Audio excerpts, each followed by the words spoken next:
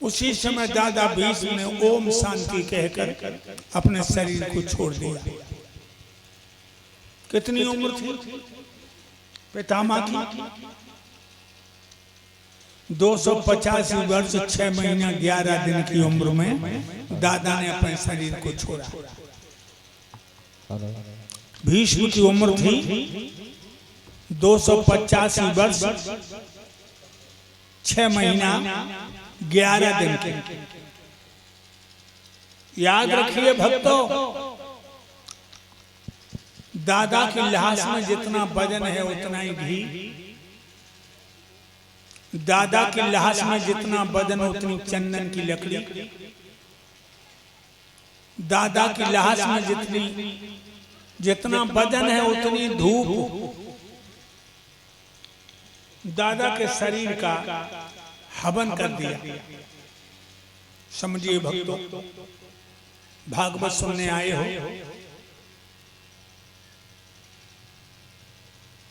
आज ही से बीड़ी गुटखा तंबाकू दारू ये छोड़ दो। मैंने कल देखा था, कलश यात्रा पर बड़े बड़े घूम रहे थे दारू के नशा में।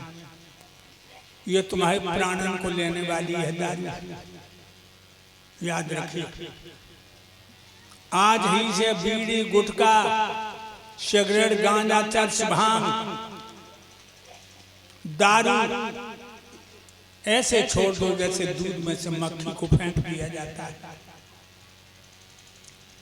और जे ही पैसा इकट्ठा करने लगो, जब तक मरोगे तब तक इतना हो जाएगा कि औलाद को घर से नहीं देना पड़ेगा। तुम्हारे शरीर का ही हवन हो जाएगा। अच्छा हाथ उठाओ, कौन कौन नहीं मरेगा? कोई ऐसा है जो नहीं मरेगा?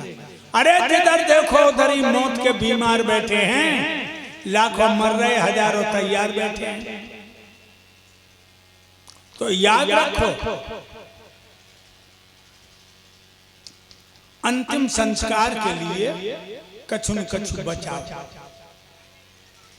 ये जहर जो पी रहे हो तुम, दारू गांजा चर्च भांग बीड़ी तंबाकू, ये जहर तुम्हारी उम्र को नष्ट करने वाली चीजें हैं। बिल्कुल छोड़ दो ये सब।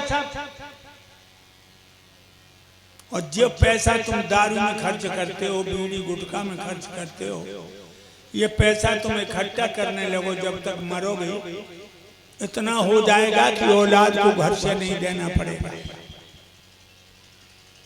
जाइए आप उत्तर गुजरात में, कोई गरीब मरता है तो गली में चादरा बिछा देते, कोई 100 डालता, कोई 50, कोई 200, कोई 500। बस गरीब का भी शरीर का हवन हो जाता है। तुम्हारे यहाँ भी जब कोई गरीब मरे चादरा बिछा दो, उस समय लोग जरूर डालेंगे। भक्तों, इसलिए तुम्हें बता रहा हूं कि जिंदगी भर बदबू छोड़ते रहे, जब लाश जले तो खुशबू आए, बदबू ना आए। मेरे भाइयों, दादा का हवन कर दिया, पंडवा रोते धोते घर आ गए। रात के 12 बजे चाचा विदुर, कुंती, गंधारण, धृतराज विदुर की पत्नी घर छोड़ के निकल गए। व्यासा आश्रम में जाकर योग विधान के द्वारा उन्होंने अपने शरीर को छोड़ा। जब धर्मराज को पता लगा,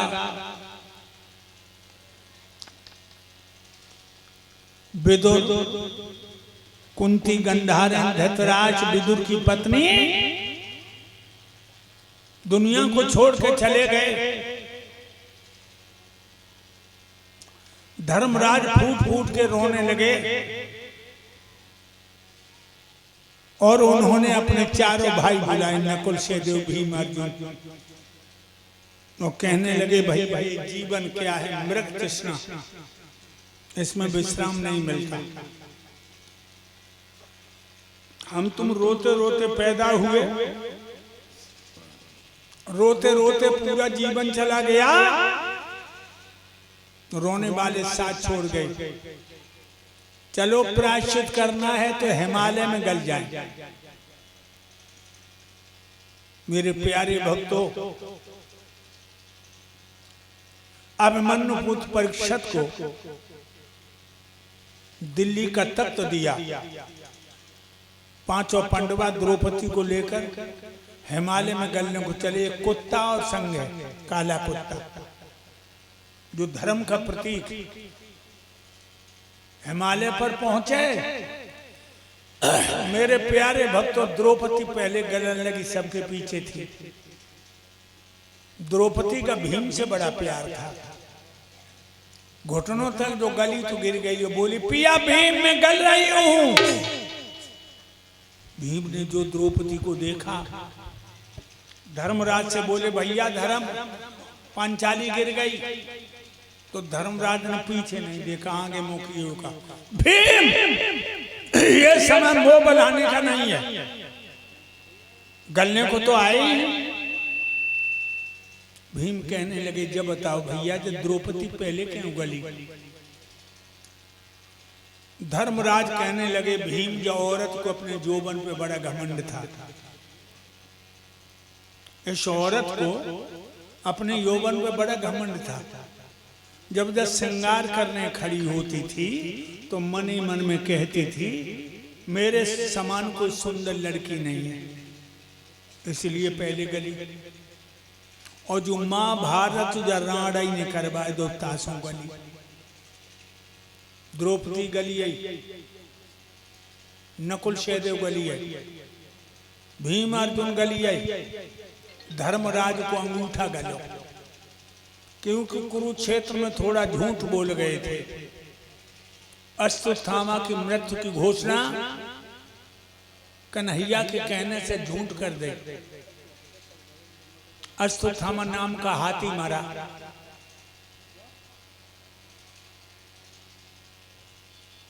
इन्होंने कन्हैया के कहने से कह दिया अश्वत्थामा हता, शंख बज गए। थोड़ा झूठ बोल गए तो अंगूठा गल गया, समझो लोगों। एक बार झूठ बोले,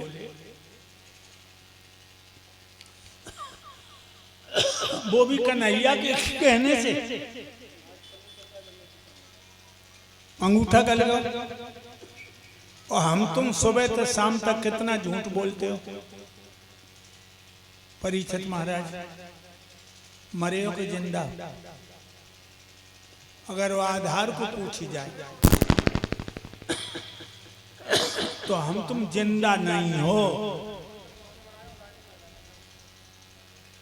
आप सोचते होंगे आधार खाते पीते सोते जगते चलते फिरते बोलते चालते जिंदा नहीं। तुम जिंदा और मुर्दे के बारे में ज्ञान कब रखते हो? मैं बताऊं कौन जिंदा कौन मुर्दा। जिंदा वो माने जाते जो प्रभु से प्रीत लगाते हैं, जगत जाग में फंसने वाले सब मुर्दा कहलाते हैं। जिंदा वो माने जाते जो प्रभु से प्रेम लगाते हैं, जगत जाल में फंसने वाले सब मुर्दा कहलाते हैं। एक एक बात दिमाग में रखना मेरे दिल। जिंदा वो माने जाते जो प्रभु से प्रीत लगाते हैं,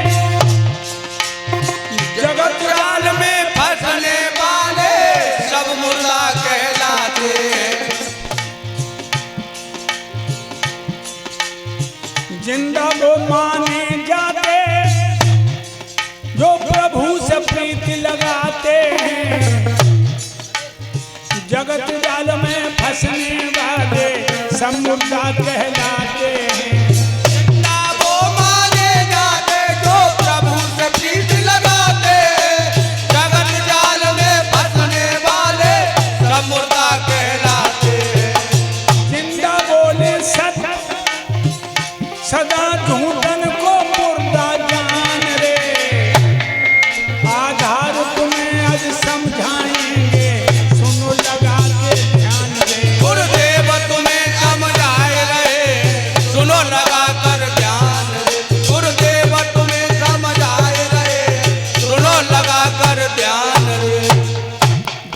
वो माने जाते जो प्रभु से प्रीत लगाते हैं।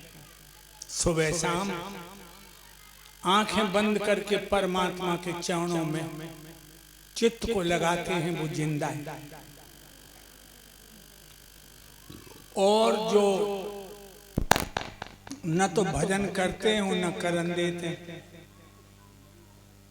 न तो भजन करते हैं और न दूसरों को करने देते हैं, वो ही मुर्दा है। ध्यान रखिए भक्तों, धर्मवीर जिंदा है, मुर्दा सब पापी शैतान। और सुनो,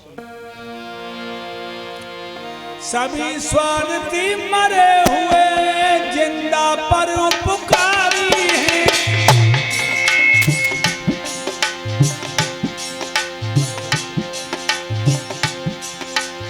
सभी स्वार्थी मरे हुए हैं, जिंदा परोपकारी हैं।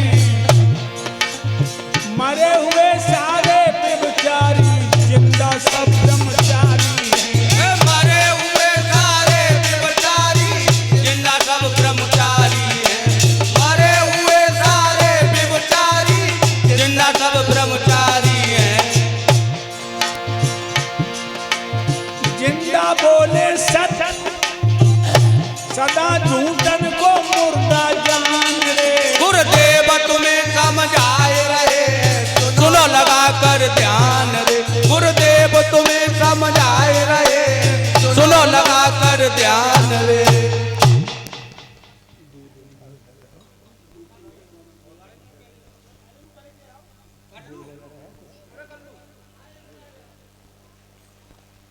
सभी स्वार्थी मरे हुए हैं, जिंदा पर उपकारी हैं। भक्तों, अपना उल्लू सीधा करने की जो बात करते हैं, दूसरों का भला बुरा नहीं देखते, वो मुर्दा है। चाहे अपनों काम भले भी बिगड़ जाए, जो दूसरे काम में हाथ बटाते हैं, वो जिंदा है। तो कितने भैया यहाँ ऐसे बैठे हो जो अपनी लड़की की शादी से पहले किसी गरीब बाप की बेटी की शादी में धन देते हो।